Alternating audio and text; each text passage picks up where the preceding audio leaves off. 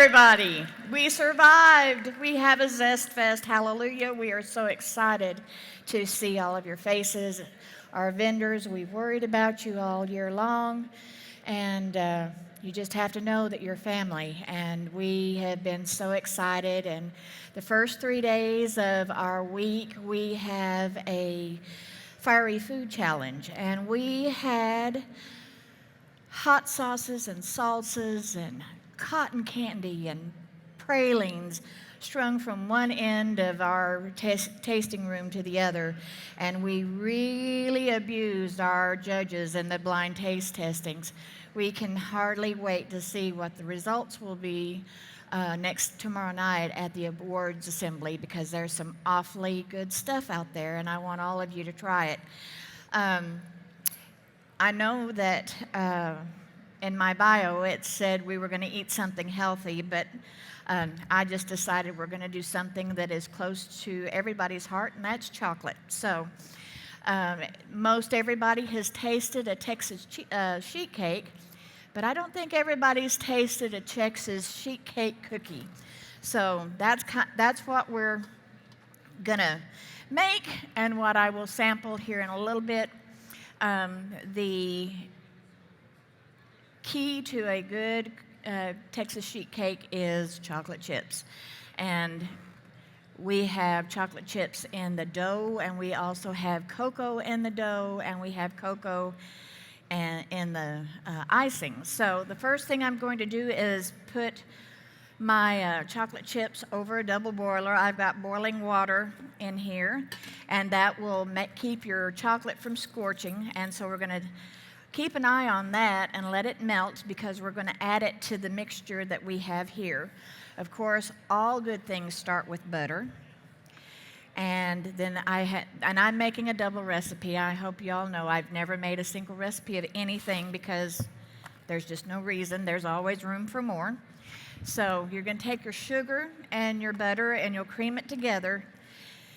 And this is I have a stand-up mixer, and her name is Rosie, and she's red, and I did not bring her with me, so I'm having to use this hand mixer. And I don't think I've used a hand mixer since I was a little girl.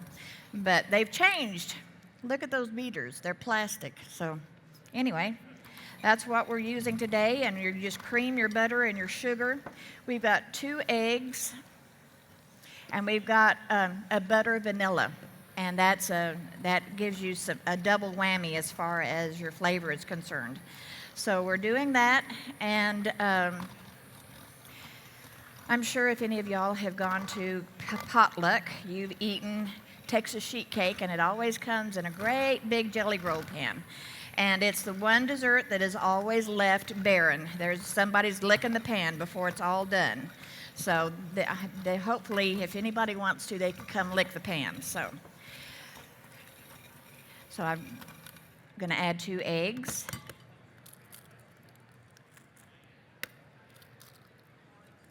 And then we'll cream that together.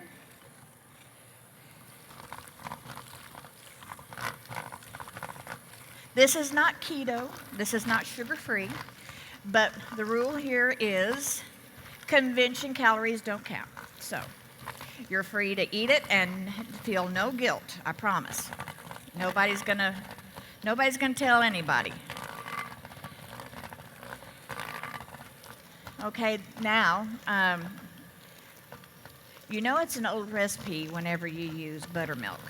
And buttermilk gives it a little bit of a tang, and it makes it that much more moist. So we're going to keep blending, and then we'll add our dry ingredients.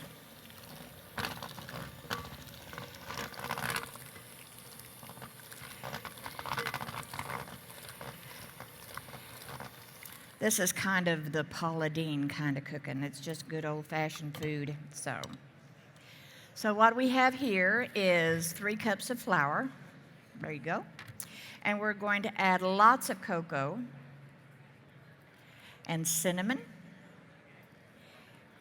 and baking powder and baking soda and cayenne pepper. So you knew I had to add something to make it a little spicy. So we can't have a ZestFest recipe without a little bit of heat. So we're going to take all of that and mix it together.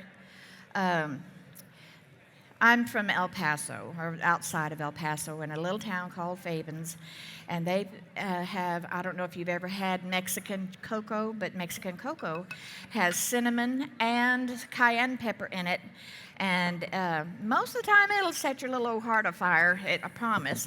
It's a little hotter than what I'm going to feed you. Whenever I cook for my clients or I do my catering, and I just do small caterings, but whenever I do it, I tell people I have made sure that I have green goated up because most people can't handle the kind of hot that we're used to at ZestFest. So here is our dough. And don't forget, we're going to add that chocolate over there. So it's going to be double the chocolate. So you'll see it's turning, it's getting really nice and melted. So. I might have missed it, Dana. What kind of chocolate are you using? Ghirardelli, of course. All right. We did have some pretty awesome chocolates come across our judging stage, too. Our judges, they didn't last. Our judges gobbled them right up. So it was fun to listen to all of their comments and hear what they thought, and I think that they were pretty shocked at how hot a chocolate bar can be. So mine is not going to be of course it's not going to have anything like habanero or anything, but I think at the end, whenever you take a bite out of the cookie, you will find that you can taste a little bit of cayenne. So of course, no Texas sheet cake is a Texas sheet cake unless it has Texas pecans on it. So I've added some pecans on top of the ones that you will sample. The good thing about whenever you make anything that is a Texas sheet cake, you don't have to wait for it to cool. You put the icing on whenever it is still hot, so you can eat it warm right out, as soon as you pour the icing over it, or you can let it cool and have kind of a brownie type cookie. So I debated and debated and debated about what to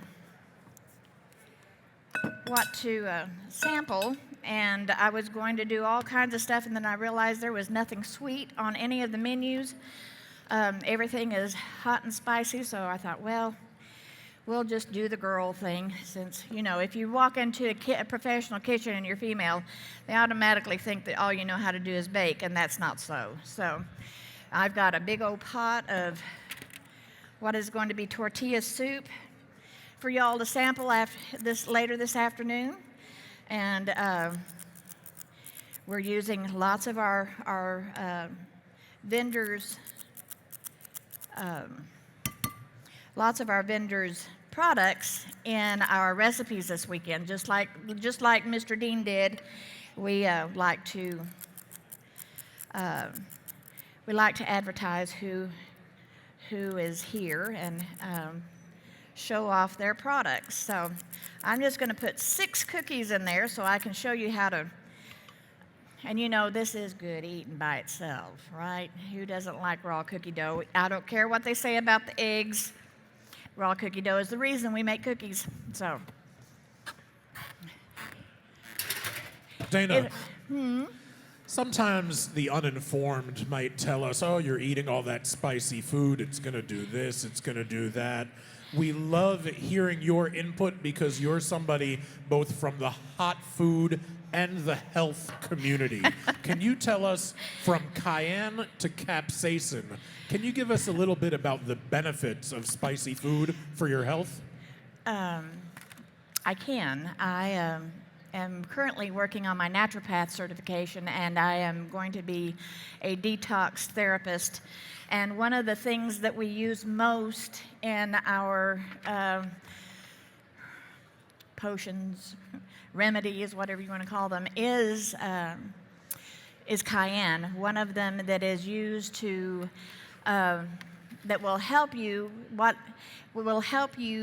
burn calories and clean out your liver is you take lemon juice, or you can also use active apple cider vinegar and cayenne pepper, and you drink that first thing in the morning if you drink it warm, and that is a very good detox. But as far as what are you going to do whenever you've eaten too much hot stuff,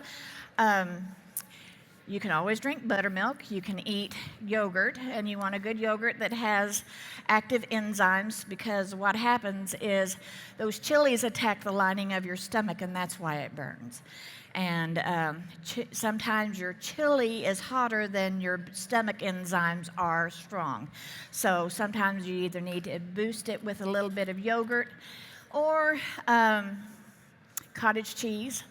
I know that cottage cheese is kind of making a comeback these days. I've seen lots of things in cookbooks that are now including cottage cheese as far as the keto is concerned, because it's the high protein.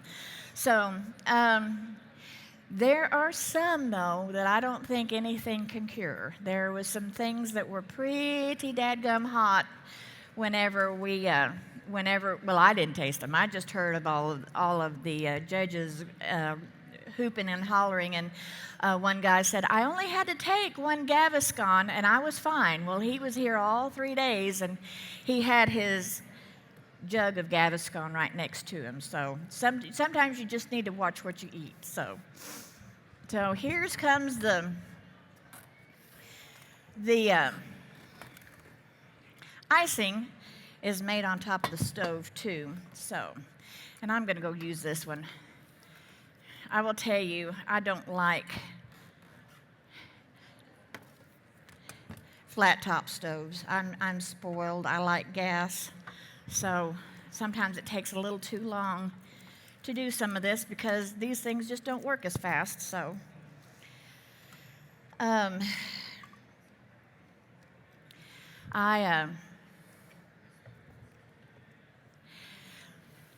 was going to make sliders out of sweet potatoes, black beans, and quinoa, and I thought, well, last year I made lentils that were lentil tacos, and nobody could tell that they weren't meat, so that kind of was fun. It's always funny to pull the wool over somebody's eyes. I won a chili cook-off one time by not telling them what was in it, and I used quinoa and black beans. It was not a casa chili cook-off. It was just a fun one, but you were supposed to use meat. So I used quinoa and the black beans and everything, and I beat everybody, and then when they found out there was no meat, I was disqualified. So, oh well, it was fun winning for just half a second anyway. So it's one of those. I'm going to put some cayenne in the icing too. So, oops, maybe a little too much. So all you're waiting to do is to melt your butter, and then you're just add your sugar. And it makes a really easy, super simple icing. You can use this icing. I've even made it and poured it over the top of ice cream. It's really good. Just because it's not just chocolate, it's got the cinnamon, and it's got cayenne in it. So it's going to be and as you can see, you just let the powdered sugar do its thing. It does not matter if it's clumpy. It does not matter whatsoever. It will all dissipate, and because of the heat. So I put some in there already, James, but go ahead and put those in there. I just didn't want you to be surprised. So, and all you have to do, because this is a pourable type icing, is just dip your cookies in it.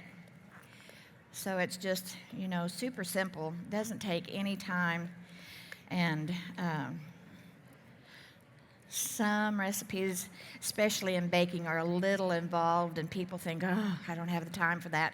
But this is one of those really simple recipes that You could even make the dough and keep it in the refrigerator. They're getting there. You could keep the dough in the refrigerator and just make a few at a time. Or you can put them on if you're going to freeze cookie dough, just put them on a cookie sheet, stick them in the freezer, let them freeze, then put them in the baggie. So that way they don't get freezer burn. But that way you can have a nice hot cookie or warm cookie anytime, rather than waiting or feeling like you have to cook them all at once. Sometimes we just don't have that kind of time. So.